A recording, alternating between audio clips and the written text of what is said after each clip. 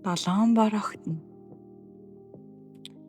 Эртээ үрдийн цагт ах トゥ долоон бор охтно байж гэн алгын чинээ газартаа юмсанжээ.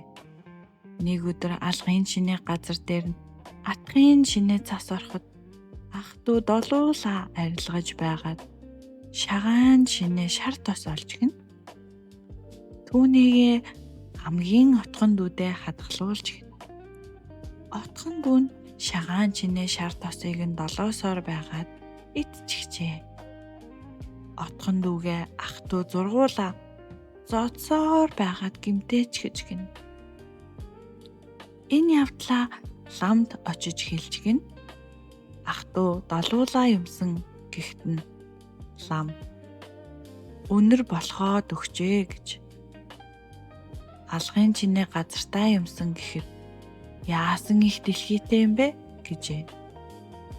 Алгын чинээ газар дээр минь атгын чинээ цас орчихлоо гэхэд зуд болох шахаж дээ гэжээ.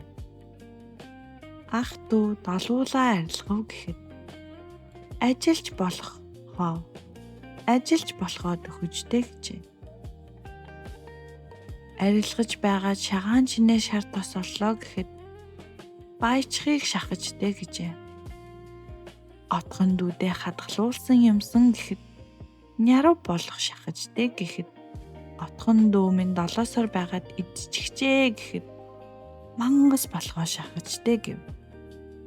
Ах トゥ зургуулаа дүүгээ зодсоор байгаад гимтээч эхлэе гэхэд дайн болохоо шахажтэй гэд огт хайхарч өгсөнгүй.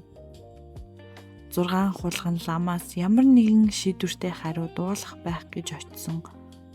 Урам нь хугарч лам гэдэг чинь юу ч мэдэхгүй амьтан байдаг юм байна гэж мэдээд гиндэж нэгнийгээ гимтээсэндээ их гимшиж гин. Үүнээс хойш ах トゥ долуулаа хоорондоо ив найртай амар сайхан амьдран суух болжээ.